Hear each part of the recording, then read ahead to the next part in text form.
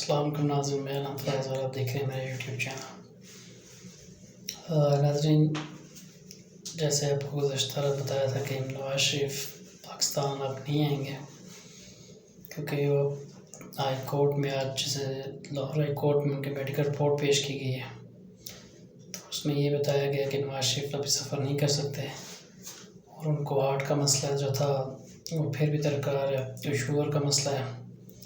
تو بس ایک نئی رپورٹ اسی لیے جاری کی گئی ہے کہ نواز شریف واپس نہ آئے، کیونکہ ان کو پتہ چل گیا ہے کہ پاکستان جانا ان کے لیے اچھا نہیں ہے، کیونکہ وہ پاکستان جائیں گے تو جو ان کی تھوڑی بہت عزت سیاسی طور پہ تھی وہ بھی ختم ہو جائے گی، کیونکہ انہوں نے مریم نواز کا جلسہ بھی دیکھ لیا، شہباز شریف کے ساتھ جو دن رات کو واقعہ وہ بھی دیکھ لیا، اسی لیے انہوں نے بس ایک نیا بہانہ بنا دیا۔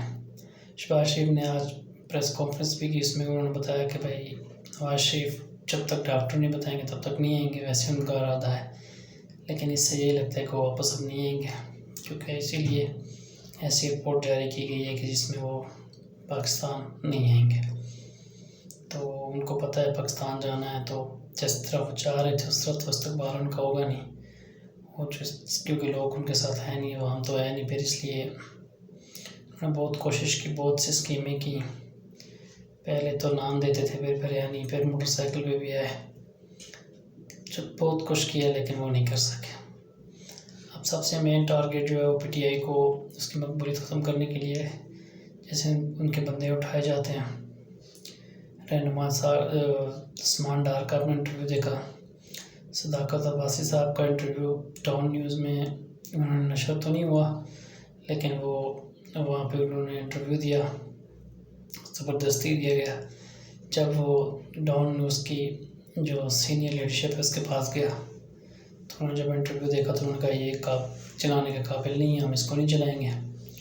تو جب یہ سارا کچھ ہو گیا، پتہ چل گیا، تو صداقت عباسی صاحب کو جیسے پہلے صاحب نے کہا جتنی بھی ادارے ہیں کہ بھائی وہ پتہ نہیں کدھر ہے، ہمیں نہیں پتہ، تو اسلام آباد ہائی کورٹ میں انہوں نے بیان دیا ہوا تھا، تو آج ہی ان کو فوری طور پہ ضمانت دلوائی گئی اور ان کو گھر بھیجا گیا، کیونکہ وہ پھنس گئے تو ان کو پتا تھا کہ انٹرویو تو نشر نہیں ہو رہا، تو اس وجہ سے ہم لوگ پھنسیں گے، تو انہوں نے ان کو بھی وہاں سے چھڑوا دیا۔ اس کے بعد ابھی مختلف رہنما پی ٹی آئی کے اور بھی ہیں، ان کے بھی انٹرویو آنا باقی ہیں، بھی شیخ رشید صاحب ہیں، اس کے علاوہ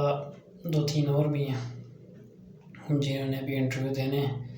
ان کو بھی اسی طرح کسی اینکر کے گھر لے کے جانا ہے اور وہاں سے جا کے انٹرویو ان کے نشر کروانا ہے۔ یہ اس لیے کر رہے ہیں، سارا جو ملبہ ہے عمران خان پہ ڈال رہے ہیں۔ 9 مئی کا جو واقعہ تھا وہ سب یہی بتا رہے ہیں کہ عمران خان نے کروایا تھا، تاکہ عمران خان کی جو مقبولیت ہے وہ ختم ہو جائے۔